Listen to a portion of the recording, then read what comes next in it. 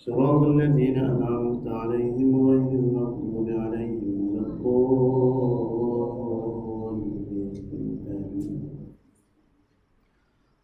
اللهم صل على سيدنا محمد وأشغل الظالمين بالظالمين.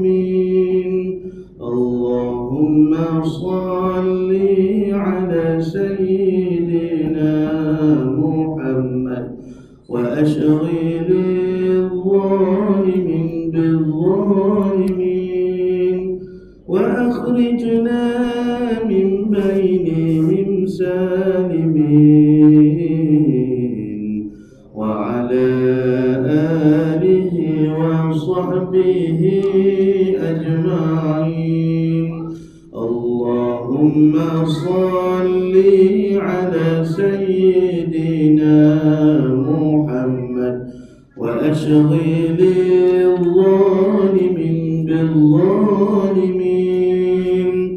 اللهم صل على سيدنا محمد وأشغل الظالمين بالظالمين وأخرجنا من بينهم سالمين.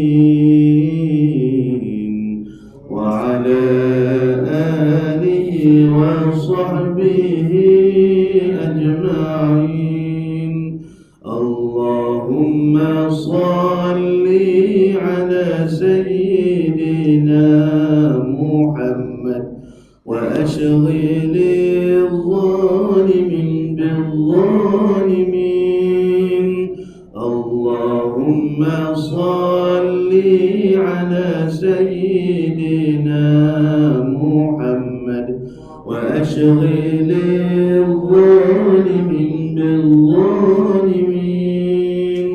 وأخرجنا من بينهم سالمين. وعلى آله وصحبه أجمعين. الحمد لله رب العالمين، والصلاة والسلام على أشرف الأنبياء والمرسلين وعلى آله وصحبه أجمعين. سبحانك لا علم لنا إلا ما علمتنا إنك أنت العليم الحكيم. ولا حول ولا قوة إلا بالله العلي العظيم. رب اشرح لي صدري ويسر لي أمري واحلل عقدة من لساني يفقهوا قولي وسدد لساني واهد قلبي بحق سيدنا وجدنا رسول الله صلى الله عليه وسلم. يا أيها الذين آمنوا اصبروا وصابروا ورابطوا واتقوا الله لعلكم تفلحون. اللهم أرنا الحق حقا وارزقنا اتباعه. Ya Allah, ya Tuhan kami, tunjukkanlah kepada kami yang benar itu sebenar-benarnya, dan jadikanlah kami di kalangan orang yang mengikuti akan kebenaran.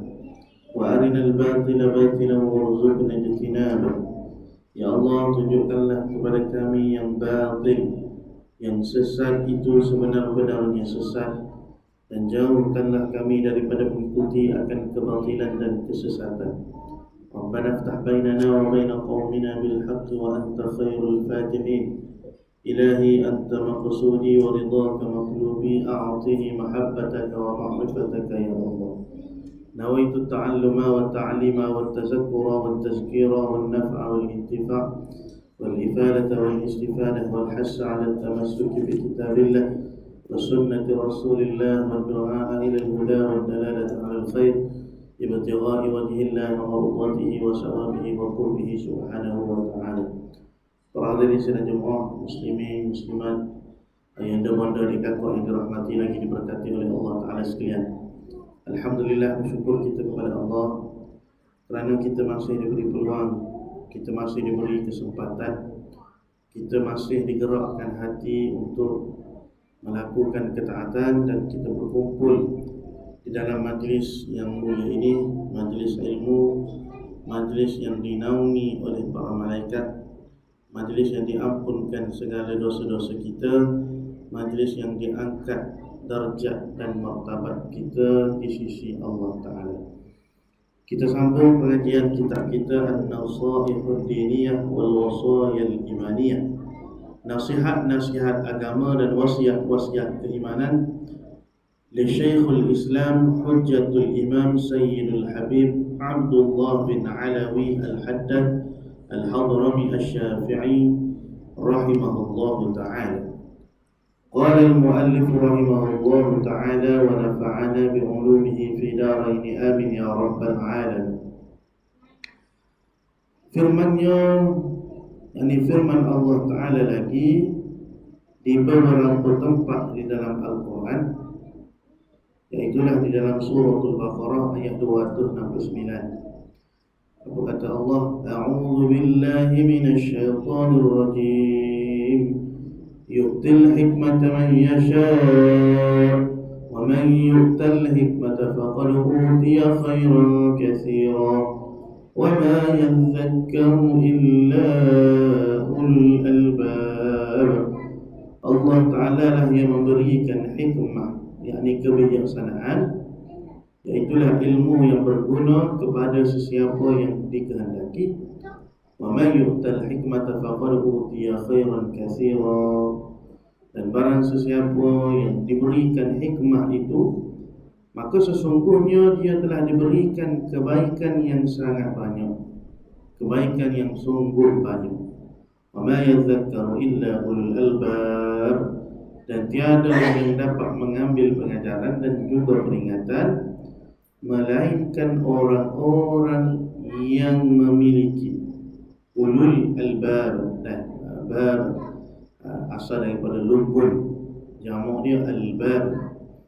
Jadi lub ni maknanya hati lah, orang yang ada akal fikiran, orang yang ada kefahaman, orang yang menggunakan nikmat yang paling besar Tuhan beri kepada diri kita, iaitu dia fikir, lalu dia faham, dia mengerti.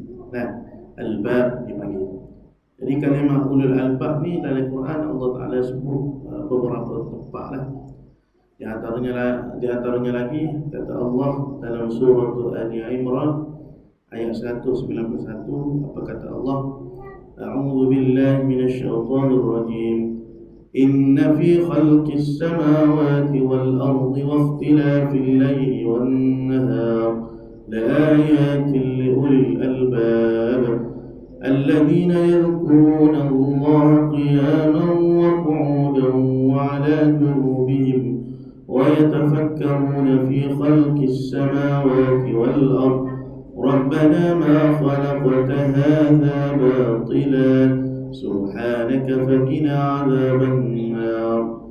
Sesungguhnya pada kejadian langit dan bumi itu dan pertukaran siang dan malam, pertukaran malam dan siang, la ayat, ada tanda-tanda kekuasaan, kebesaran, kebijaksanaan, keluasan rahmat Allah. La ayat, tanda-tanda kebesaran, tanda-tanda kebijaksanaan, keluasan rahmat Allah.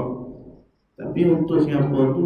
Li ulil albab, bagi mereka yang berakal, mereka yang mempunyai daya fikir, daya akal yang cerdas, yang cemerlang.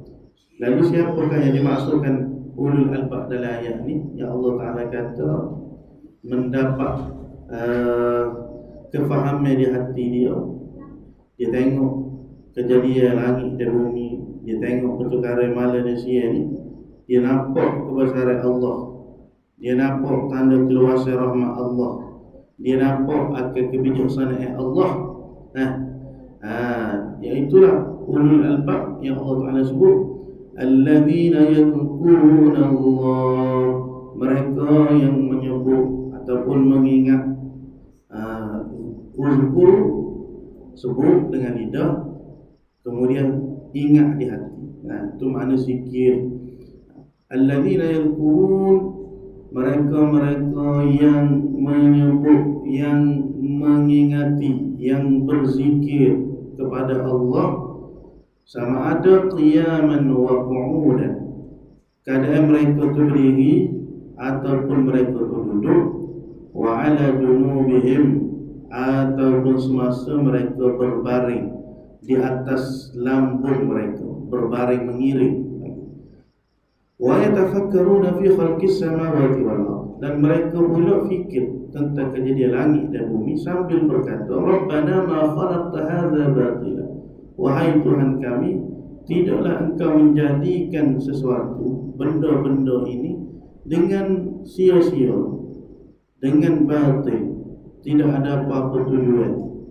Melainkan Allah jadikan benda ni adalah dengan kebijaksanaan dia, dengan aturan dan juga kecantikan dia, perancangan yang sungguh molek.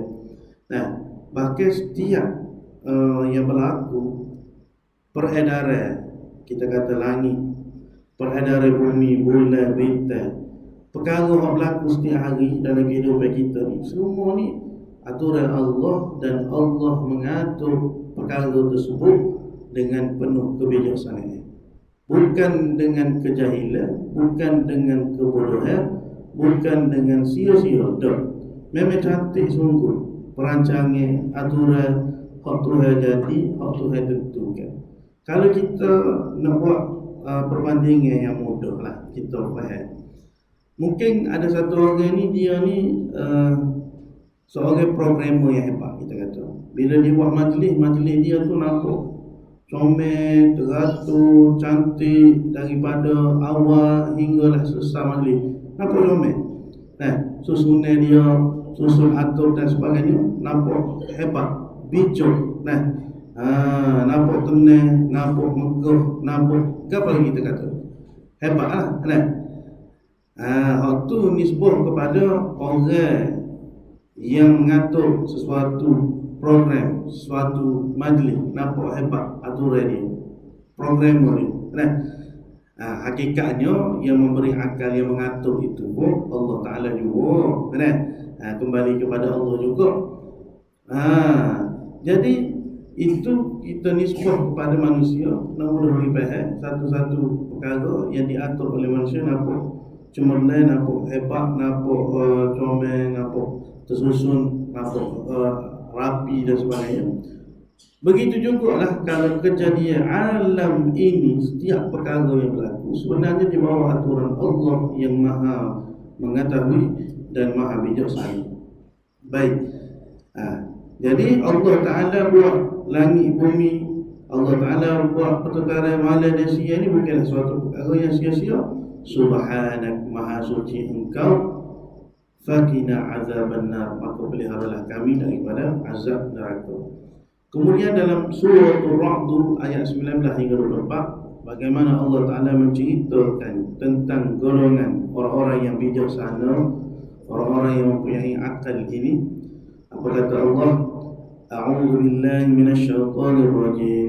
Afaman ya'lamu annama unzila ilayka min rabbikal haqq kaman huwa a'ma innama yatadhakkaru ulul albab. Maka adakah orang yang mengetahui bahawa Al-Quran yang diturunkan kepadamu dari Tuhanmu itu, wahai Muhammad, perkara yang benar, sama dengan orang yang buta mata hatinya? Sesungguhnya orang-orang yang mahu memikirkan hal itu hanyalah orang-orang yang berakal sempurna. Alladzina yufuna bi'ahdillah wa la yanquduna al-mitsaq. Orang-orang yang menyempurnakan perjanjian Allah dan tidak melanggar, yakni mencabuli perjanjian yang diperteguhkan itu. Walladzina yasiluna ma amara Allah bihi an yusala wa yakhshawna rabbahum wa yakhafuna su'al hisab. Dan orang-orang yang menghubungkan perkara-perkara yang disuruh oleh Allah supaya dihubungkan, dan yang merasa bimbang akan kemurkaan Tuhan mereka, serta takut kepada kesukaran yang akan dihadapi semasa soal jawab dan hitungan amal pada hari kiamat. Walladzina sabaru ibtigha'a wajhi rabbihim wa aqamus salata wa anfaqu mimma razaqnahum sirran wa 'alaniyah wa yadra'una bil hasanati as-sayyi'ah ulaika lahum 'uqbad dar. Dan orang-orang yang sabar kerana mengharapkan keredaan Tuhan mereka semata-mata, dan mendirikan sembahyang serta mendermakan dari apa yang kami kurniakan kepada mereka, sama ada secara bersembunyi atau secara nyata, secara terbuka. Dan mereka pula menolak kejahatan dengan cara yang baik. Mereka semua itu adalah disediakan baginya balasan yang sebaik-baiknya pada hari akhirat. Jannatu adnin yadkhulunaha wa man salaha min abaihim wa azwajihim wa dhurriyyatihim wal malaikatu yadkhuluna alaihim min kulli bab, iaitulah syurga yang kekal yang mereka akan memasukinya bersama-sama orang-orang yang mengerjakan amal saleh dari ibu bapa mereka dan isteri-isteri mereka serta anak-anak mereka, sedang malaikat-malaikat pula akan masuk kepada mereka dari tiap-tiap pintu. Salamun alaikum bima sabartum fa ni'ma uqbad dar. Mereka hormat dengan berkata, memberi hormat, ini malaikat memberi penghormatan kepada mereka. Lalu apa kata malaikat kepada mereka ini yang telah dimasukkan oleh Allah ke dalam syurga? Salamun alaikum bima sabartum. Selamat sejahteralah kamu berpanjangan disebabkan oleh kesabaran kamu di dunia dahulu. Fa ni'ma uqbad dar, maka amatlah baik balasan kamu di dunia dahulu.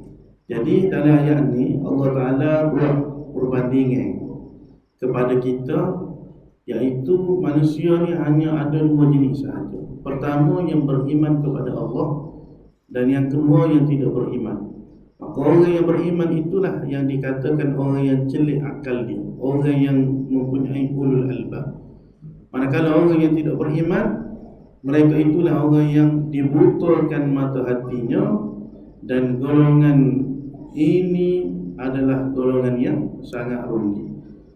Jadi orang yang beriman, yang celik akalnya, mereka orang yang tahu bahawa Allah memberikan wahyu yang benar kepada Nabi Muhammad, lalu dia beriman dan belajar perihal ajaran wahyu itu, kemudian dia beramal dengannya.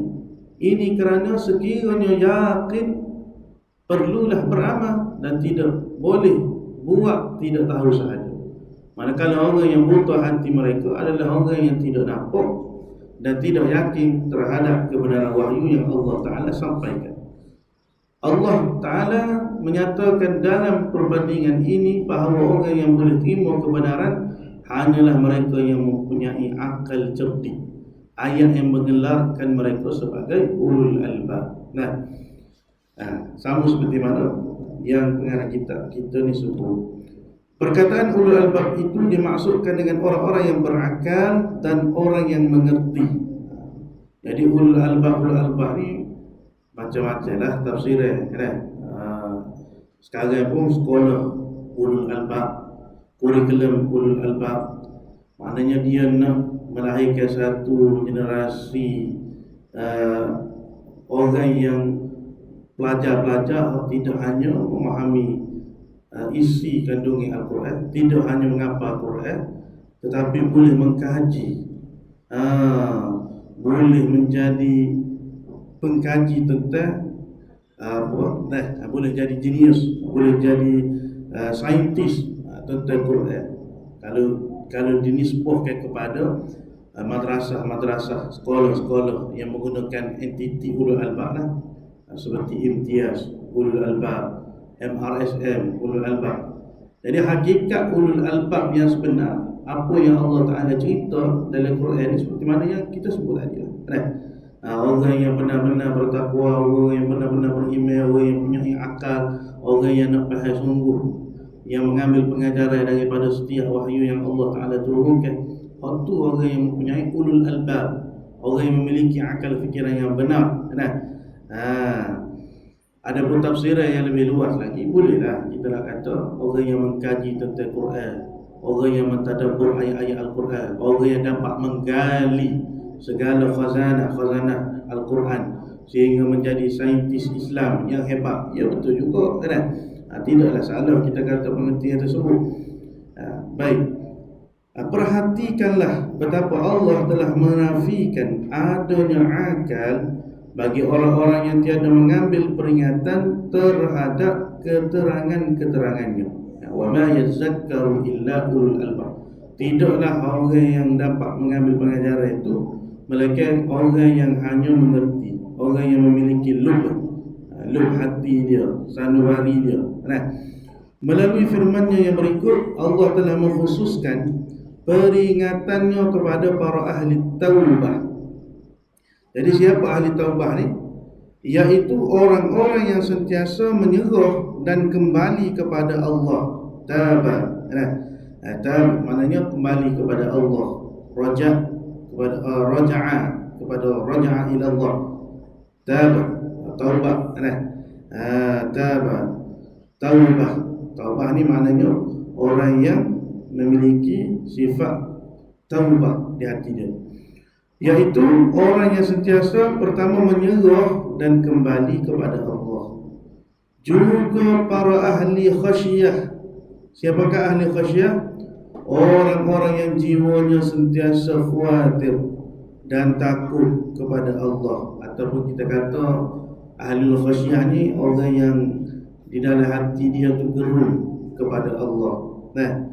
Jadi kita pasal apa ni? Kita cerita tentang nasihat Al-Imam Al-Haddad supaya kita ni menangis kerana mengenangkan hari akhirat, hari yang penuh dengan huru-hara yang hebat, hari yang kegoncangan dunia, hari kehancuran setiap makhluk yang dicipta oleh Allah. Maka kalau tak mampu kita nak menangis kerana Allah, cubalah kita ni menangis kerana mengenangkan negeri akhirat yang akan dilalui oleh setiap insan, setiap manusia. Jadi alam akhirat yang pertama yang akan ditempuhi oleh kita iaitulah alam barzakh, alam yang diminta oleh Nabi supaya diberikan perlindungan. Allahumma inni a'udzu bika min 'adzabi jahannam wa min 'adzabil qabr wa min fitnatil mahya wal mamat wa a'udzu bika min syarri fitnatil masiihid dajjal. Empat benda yang Nabi minta berlindung oleh Allah. Ya Allah, lindungilah aku daripada azab jahannam, azab neraka. Jadi ini kesuruhan yang terakhir bagi setiap manusia. Kesuruhan yang terakhir ni kepada syurga atau neraka. Jadi kalau neraka lah tempat kita, na'udzubillahi min zalik, nas'alullah as-salamah, minta Tuhan lindung, minta Tuhan selamat kita. Jadi kemudian sebelum daripada kita pergi kepada alam yang terakhir sekali, syurga dan neraka, iaitulah alam barzakh, alam yang akan ditempuhi oleh setiap manusia, alam persinggahan, tempat orang panggil perantara di antara alam dunia dan alam akhirat, alam barzakh dipanggil. Jadi itu juga dipanggil sebagai alam akhirat kita lah, alam yang kita akan tempuhi.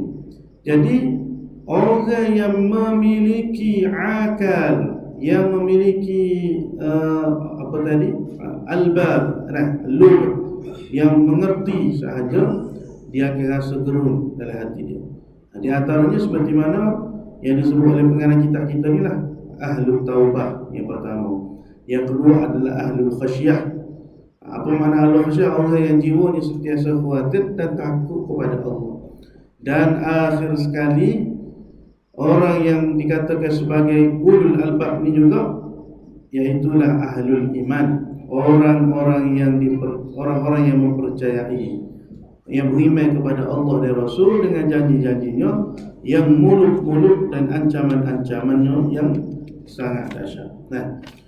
Kemudian Allah Ta'ala berfirman dalam ayat yang lain, Suratul Mu'min. Surah Mu'min ni nama lain bagi surah Ghafir. Bukan surah Mu'minun. Al-Mu'minun itu surah yang lain. Jadi dalam surah Ghafir ataupun surah Mu'min, kata Allah, A'udzu billahi minasyaitonir rajim. Huwallazi yuriikum ayatihi wa yunazzilu lakum minas samaa'i rizqan wa ma yatadhakkaru illa man yunib. Dialah Tuhan yang telah menunjukkan keterangan-keterangannya dan menurunkan rezeki dari langit, dan tiada yang akan mengambil peringatan melainkan orang-orang yang kembali kepada Tuhan. Mayunib, makna orang yang kembali kepada Tuhan ni orang yang bertaubat lah. Ahlut taubah dipanggil kan? Jadi taubah ni kita klik kepada Allah setelah mana kita melakukan maksiat, setelah mana kita melakukan dosa, kita tinggal lalu kita kembali semula kepada ketaatan, kepada ibadat. Bahkan setiap diri kita ni tidak lepaslah daripada dosa, dan perlu kita ni menjadi ahli taubah. Lagu mana nak jadi ahli taubah? Ahli taubah ni maknanya kita sentiasa minta maaf dengan Tuhan, rasa bersalah diri kita ni dengan Tuhan setiap ketika, setiap keadaan. Kalau orang ni buat maksiat tapi dia rasa tak bersalah dengan dosa yang dia buat, itu menunjukkan yang jauh diri dia dengan rahmat Allah. Sebaliknya, kalau kita terjatuh dalam maksiat, kita rasa Allah, apa dah aku pergi buat buat dosa ni, terjatuh. Allah, baru ni rasa taubat dah, lepas tu buat pula.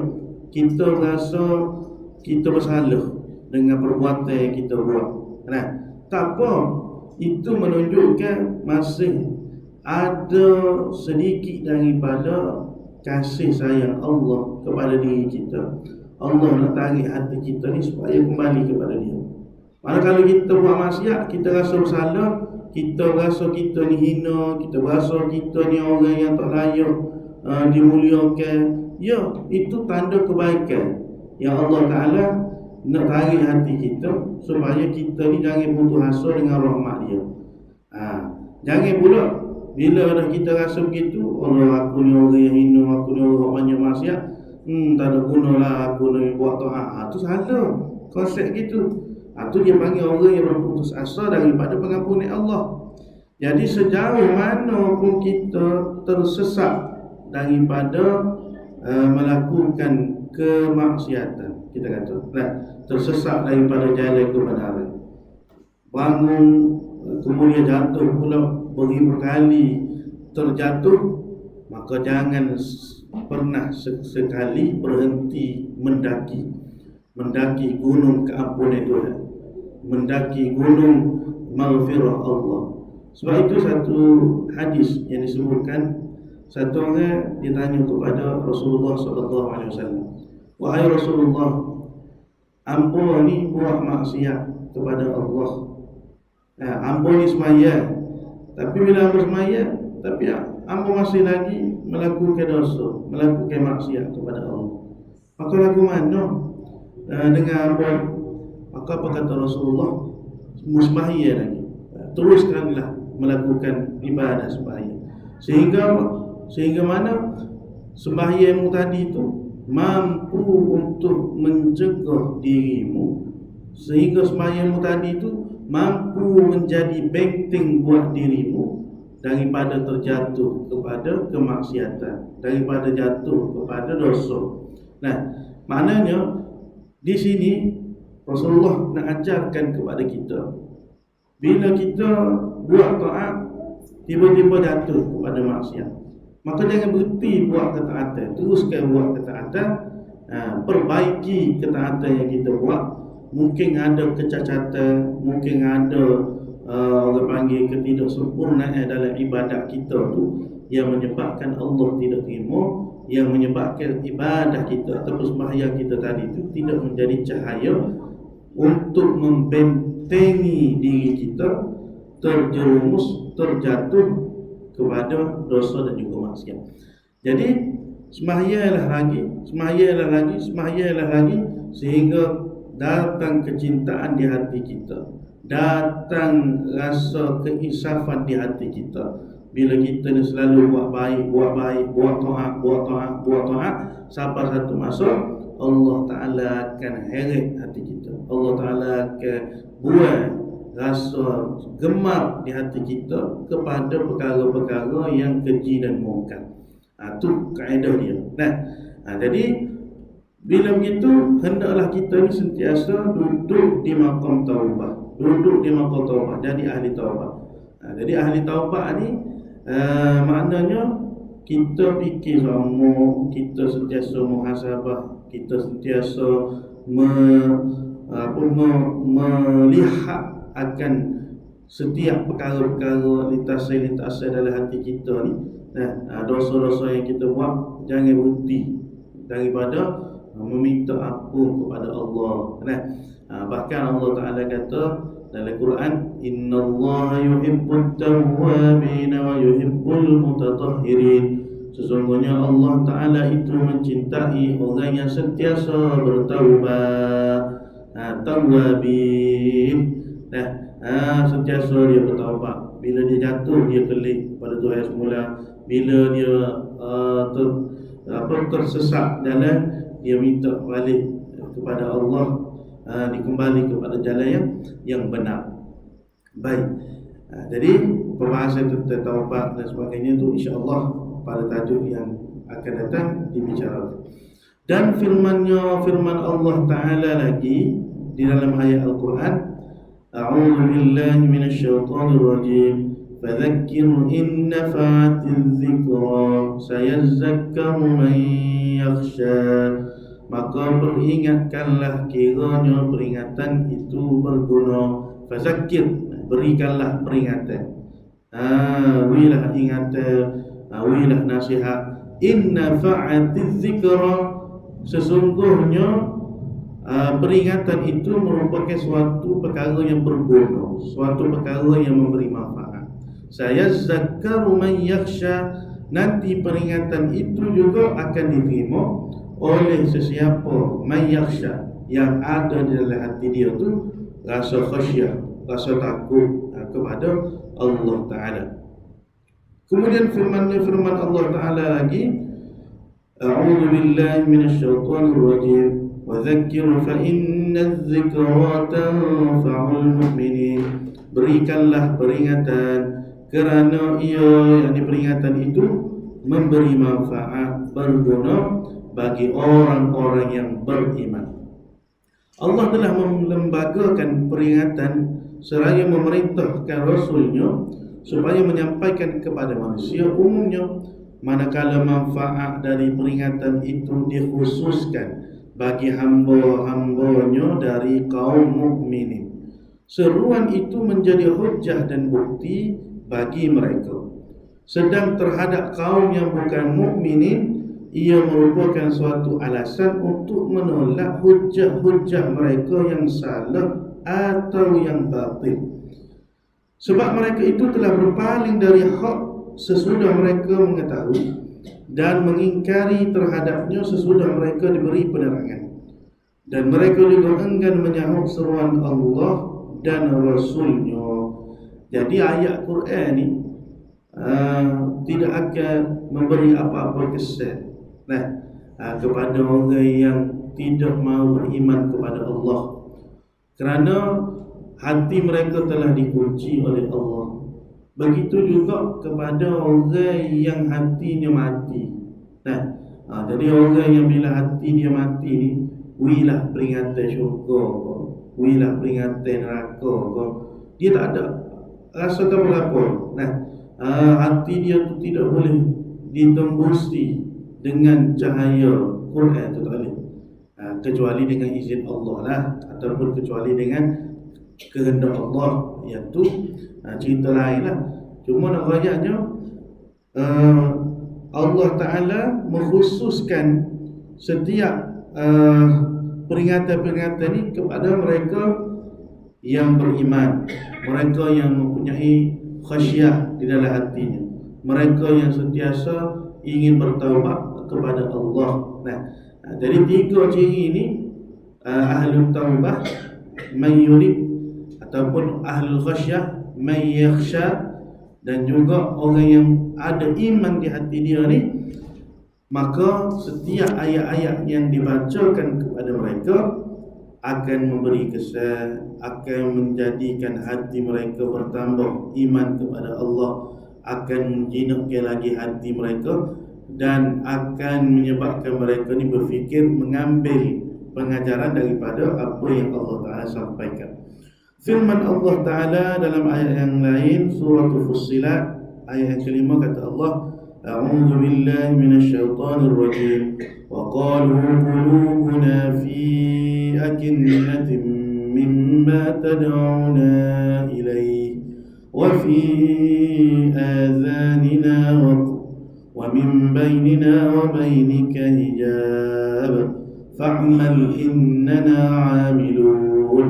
Mereka berkata, hati kami tertutup dengan apa yang engkau serukan kepada kami, dan telinga kami tuli, dan di antara kami dengan kamu ada tabir, wa bainaka wa min bainina wa bainika hijab. Antara kami ini, yakni orang kafir ini, dia kata kepada Rasulullah sallallahu alaihi wasallam, dengan kamu ni ada tapi ada hijab, maka lakukanlah apa yang engkau sukai, dan kami juga akan lakukan apa sahaja yang kami sukai.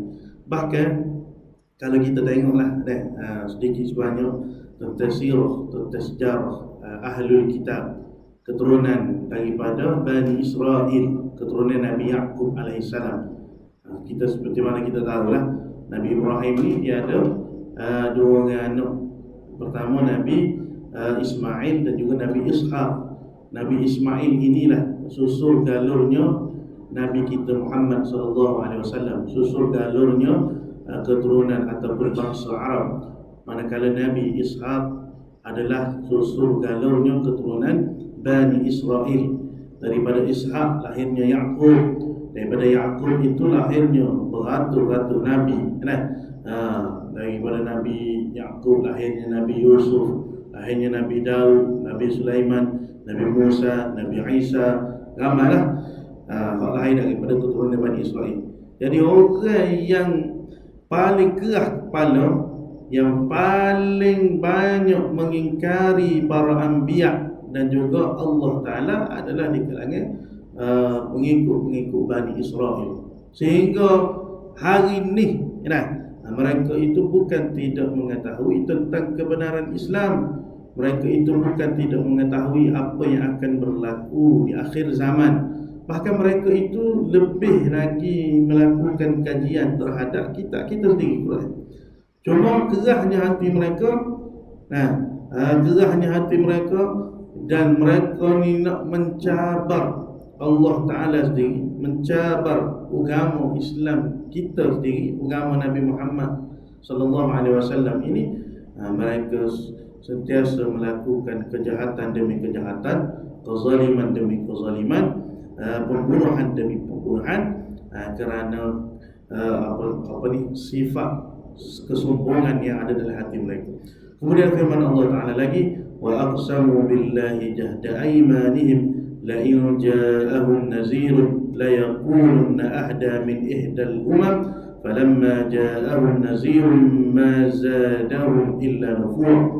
Mereka bersumpah kepada Tuhan dengan sesungguh sumpah, kiranya datang kepada mereka seorang yang memberi peringatan Rasul, nescaya mereka akan menjadi lebih terpimpin, yakni mendapat hidayah dari umat-umat manapun. Akan tetapi apabila telah datang orang yang memberi peringatan itu kepada mereka, tiada menambah terhadap diri mereka melainkan lari dari kebenaran. Ini Allah Ta'ala cinta sendiri dalam Quran. Demikianlah perumpamaan orang yang disuruh Tuhan kepada mentauhidkan zatnya serta mentaati segala perintah yang diturunkan menerusi lisan Rasulnya, malangnya orang itu pula menolak seruan Allah seraya takabur, sombong, ingkar dan kufur. Orang yang menunjukkan iman dengan lisan dan i'tiqad secara lahir sahaja, sedang batinnya ingkar, ialah orang munafik yang hukumnya sama seperti orang kafir yang akan ditimpa kemurkaan dan juga laknat Allah Ta'ala. Kemudian kata pengarang kita bahaya maksiat. Orang yang beriman dengan hati dan lisan tetapi melalaikan perintah-perintah Allah, malah mengerjakan maksiat setiap hari pula, maka dirinya adalah dalam bahaya yang berat. Wallahu ta'ala alam wa ilmuhu atam. Jadi setakat ini untuk malam ini, mudah-mudahan kita dapat mengambil pengajaran dan manfaat daripada apa yang disampaikan oleh pengarang kitab kita, yu'til hikmata man yasha wa man yu'tal hikmata faqad utiya khairan katsira wa ma yadhakkaru illa ulul albab.